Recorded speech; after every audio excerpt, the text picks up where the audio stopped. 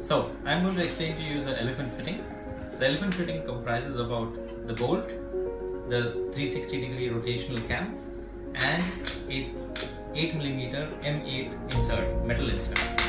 The hole dimensions are 35mm diameter. The distance from the center hole is around 57mm. It can vary, it can be 58, it can be 56.5 also, so it allows mistakes. The fittings used is for bed fittings.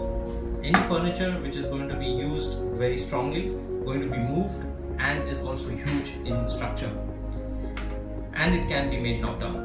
The metal insert comes with special serrations. This is a complete steel bolt with an M8 drive. So I screw it here, put it here, put the insert in position. There is an arrow on the insert here, so I just point it towards the hole, but I can also change it later on with the help of a 6mm Allen key.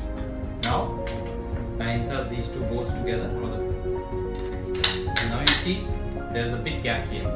The reason being, this fitting is going to pull the two bolts close to each other and lock them in position. So if you are talking about a bed, a double bed, a queen size bed, a king size bed, this fitting is the ideal fitting.